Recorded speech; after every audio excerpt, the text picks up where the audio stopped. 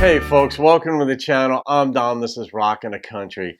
I love doing gift requests, as you know. And if you want to know in the description box below how to make a gift for me to do a reaction, the information's there. But since I started the channel five and a half years ago or so, I've done a reaction at 9 o'clock every morning, non-gift requests. The gift requests only started coming in about 3 or 4 months ago, but every morning I post a non-gift request. This is how I've been doing it for 5 years. And they're more traditional songs, okay?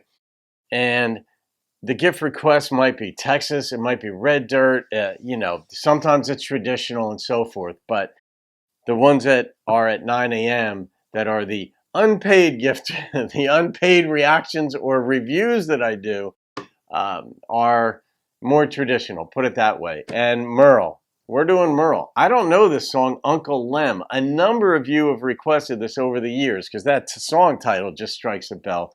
But the most recent requestee is Robert Carter. So Robert, shout out to you. Thank you for this. And we're going to see what Merle's got to say about Uncle Lem. Here we are. The ladies of the garden club say his home is just a disgrace to the town. If the mayor wants re-elected, better pass some laws and tear it down. They want to cover it with flowers, and maybe even plant some dogwood trees. I guess that they've forgotten when we were kids what that place used to be. I know it's just a shanty now, but Lord, that place was built with human tears.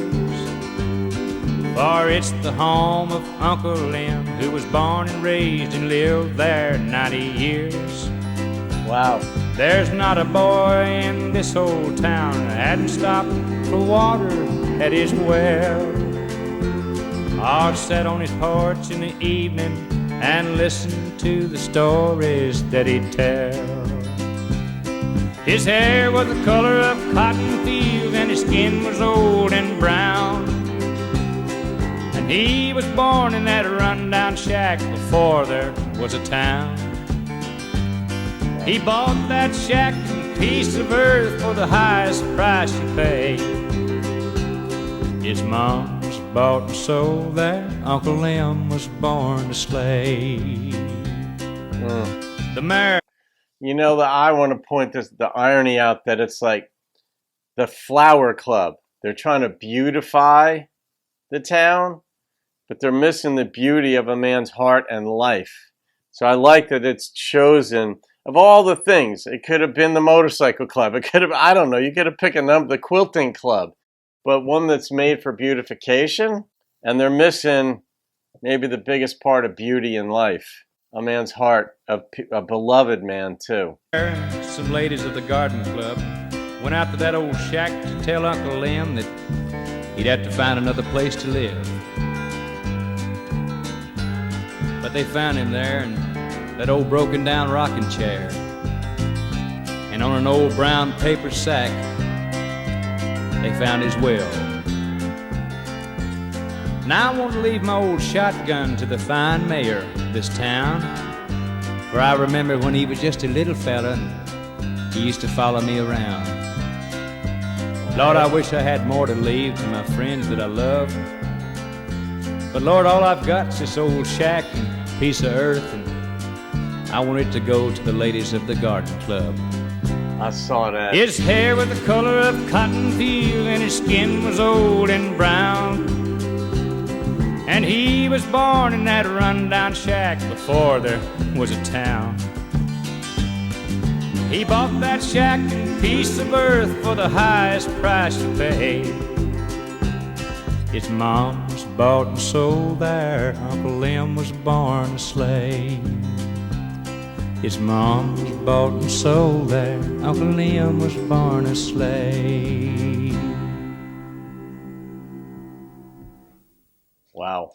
Well, he knew, for one, that the place looked terrible. That wasn't lost on him. But, yeah, I don't know when this was written. I mean, it's not a research channel. But You know, Uncle Lem was born a slave, but everybody loved him. And that's his mom was bought and sold there, I think they said. Jesus, you know, when you bring that in. I didn't pick up on the first time in the song where he said Uncle Lem was born a slave. I didn't hear the V being pronounced in it. So Uncle Lem was born a sleigh. Like, I didn't pick up the words and what the reference was. And then the song continues. So it wasn't until the end that I really got, like, Uncle Lem was born a slave. I heard the V being pronounced in the song. Well, and that was because the prior line was like his mother was bought and sold. Like, wow. And he still left it to the garden club. So, I mean, how do you even make sense of that? You know, I mean, how do you put something like that into words? And I don't know if this is a true story or not. It kind of rings like it could be, like The Wreck of the Edmund Fitzgerald by Gordon Lightfoot. He put together that story from newspaper articles and the press and such. And it's one of these stories that a songwriter might decide they want to tell because they heard about it. Maybe they read it in a local paper, or you know, maybe it's a fictionalized account. But this strikes me as something that has certainly an air of truth to it. Yeah, you know what, Robert? I'm not going to rate this because if this is a true story, I can't rate that. I mean, how do you rate a story of a man who was, his mother was bought, he was born a slave? How do you rate a song like that? You just don't. You leave it be. So I'm going to leave that be, folks. That's a very beautiful, touching story that just makes you think many different levels. So have a great day. I'll see you on another video and keep rocking the country.